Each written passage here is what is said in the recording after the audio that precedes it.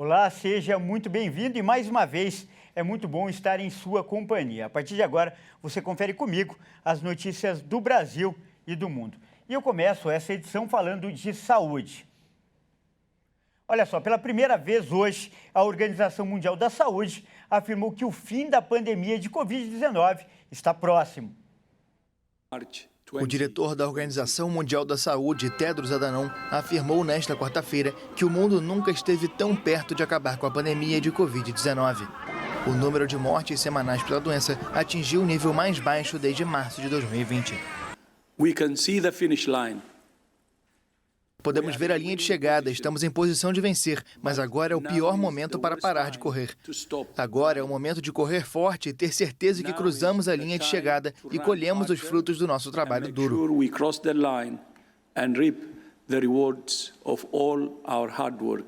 O diretor da entidade de saúde da ONU afirmou que se a oportunidade para encerrar a pandemia não for devidamente aproveitada, há o risco de novas variantes, mais mortos e mais incertezas. De acordo com o último boletim epidemiológico da OMS, o número de casos caiu 12% na última semana de agosto para 4,2 milhões de novos contágios declarados. O número de infecções é maior devido aos casos leves não declarados e também porque muitos países desmobilizaram as estruturas para testes. E olha só, para falar sobre esse assunto, nós conversamos com a imunologista Lúcia Alwad. E ela afirmou que, apesar do otimismo, é importante que as pessoas continuem se vacinando. A gente vem observando uma diminuição do número de casos e número de óbitos em decorrência da Covid-19, graças às altas taxas de vacinação que está ocorrendo no Brasil e no mundo. Entretanto, a Organização Mundial da Saúde adverte de que ainda existem países com baixa taxa de vacinação. E isso envolve um risco importante em relação ao aparecimento de novas variantes. Portanto, se você ainda não se vacinou, procure o posto mais próximo, mantenha a sua vacinação em dia, não só da Covid-19, mas de outras doenças também. E olha só, ainda falando de saúde, o Ministério da Saúde afirmou que o panorama da varíola dos macacos no país está em instabilidade. E apesar disso, o ministro Marcelo Queiroga lembrou que, se necessário, o país pode produzir a vacina até 2023. Já há uma tratativa com um grupo de Minas Gerais, da Universidade Federal de Minas Gerais, que tem um centro muito especializado em vacinação e que posteriormente pode ter uma produção em escala na Fundação Oswaldo Cruz. A expectativa é que se possa ter vacinas a partir do segundo semestre de 2023. O surto na Europa já vem diminuindo bastante, né? Mesmo sem vacinas em larga escala. É uma doença antiga, doença desde 76. Nós tivemos esse número maior de casos agora, está caindo, esperamos que caia. A população tem sido informada e a informação é a melhor forma de se evitar a progressão dessa doença. Eu falo agora de eleições. O Tribunal Superior Eleitoral aprovou o projeto piloto para usar a biometria na fiscalização das urnas eletrônicas em outubro. E os testes contarão com a participação de eleitores voluntários. O projeto piloto, que inclui a biometria no chamado teste de integridade, foi aprovado por unanimidade pelo Tribunal Superior Eleitoral. E a ideia é que a proposta seja executada em parte das 640 urnas que já vão ser testadas para a checagem do registro dos equipamentos eletrônicos. O teste também prevê a participação de eleitores voluntários. A inclusão da biometria foi uma demanda apresentada pelo ministro da Defesa, Paulo Sérgio Nogueira, ao presidente do TSE, Alexandre de Moraes, durante reunião no mês passado. E Moraes ficou de definir como seria esse projeto piloto. Pela resolução aprovada pelo plenário, devem participar do projeto piloto entre 32 e 64 urnas em todo o país. O eleitor convidado que aceitar participar vai assinar um termo, acionar a urna com a biometria e o teste deve seguir todas as outras etapas convencionais. O objetivo é verificar se o voto depositado é o mesmo que a urna eletrônica registra. Esse eleitor vai contribuir apenas com a biometria e o voto deve ser inserido por servidores da Justiça Eleitoral. Desde 2002, o teste de integridade simula uma votação normal e é realizado nos tribunais regionais eleitorais no dia da eleição. Sem o teste de biometria, a auditoria não contava com a participação de eleitores. E agora uma dica importante para quem está procurando emprego. O IBGE abriu hoje um novo concurso para contratar mais de 8 mil trabalhadores para o censo 2022. Os interessados devem fazer as inscrições presencialmente em um dos postos de inscrição do IBGE. São 7.795 vagas de recenseador e 436 vagas de agente censitário municipal e agente censitário supervisor para diversas regiões no Brasil.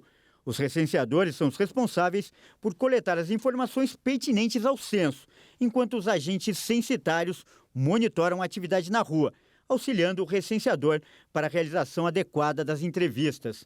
O contrato de trabalho tem duração mínima de 3 meses, com possibilidade de ser prorrogado com base na necessidade das atividades previstas para o censo. E as vagas para as funções de agente terão inscrição única e vão ser oferecidas aos candidatos que obtiverem melhor classificação no processo seletivo. Não vai ser cobrada taxa de inscrição. O pré-requisito de escolaridade para a função de recenseador é o ensino fundamental completo. Já para os agentes censitários, é necessário o ensino médio completo. O IBGE exige também que os interessados tenham capacidade auditiva e de comunicação verbal para realizar entrevistas e coletar dados, fazendo uso de dispositivo móvel de coleta. Além disso, para se candidatar, é necessário ter no mínimo 18 anos e estar em dia com as obrigações eleitorais. A seleção dos candidatos será feita por análise curricular dos inscritos. Eu falo agora de economia e presta atenção nessa notícia. Poucos estados brasileiros estão cumprindo a lei federal que retira a cobrança do ICMS de parte das tarifas de luz. Enquanto isso, o consumidor continua pagando mais caro. Vamos ver? Um impasse entre a União, os estados e as distribuidoras de energia tem retardado a implementação de uma medida que poderia estar aliviando a conta de luz dos brasileiros. A alteração da base de cálculo do ICMS, que incide sobre a energia elétrica. A medida já foi aprovada pelo Congresso e faz parte da lei que firmou um teto de 18% para a alíquota do Imposto sobre Circulação de Mercadorias e Serviços sobre energia elétrica e outros itens. O texto prevê que alguns dos componentes da tarifa de energia não entrem no cálculo do imposto estadual e foi aprovado com o apoio do governo federal em uma tentativa de reduzir o preço da energia elétrica. Mas a medida ainda não foi implementada na maioria dos estados e o consumidor continua pagando o valor sem o desconto. Apesar da lei federal estar em vigor desde o fim de junho, as distribuidoras afirmam que aguardam decretos estaduais regulamentando o novo cálculo do ICMS sobre a tarifa de energia. E olha só essa notícia. No Líbano, uma mulher armada invadiu uma agência bancária para retirar o próprio dinheiro da conta que estava bloqueada. E o motivo era para ajudar no tratamento de uma irmã que está doente. Acompanhe. Durante a ação, a mulher que estava armada manteve clientes e funcionários do banco como reféns. Segundo autoridades, a agência permaneceu fechada por cerca de 1 hora, até que a mulher conseguisse retirar boa parte do dinheiro de sua própria conta, cerca de $13 mil, que estavam retidos no banco. De acordo com autoridades, um grupo de ativistas também estava no local, que acabaram invadindo outros departamentos do banco fazendo ameaças. Segundo relatos de familiares da mulher, o dinheiro recuperado por ela seria usado no tratamento de câncer da irmã. Essa foi a segunda ocorrência desse tipo no Líbano em menos de um mês. No começo de agosto, um homem invadiu uma instituição bancária para retirar seus próprios fundos com o objetivo de financiar o tratamento do pai doente.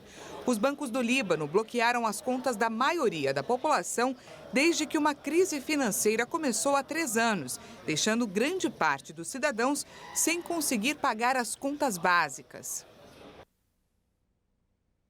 Bom, é isso aí. Essa edição fica por aqui e eu agradeço demais pela sua companhia e convido a continuar ligado em nossa programação. Até mais!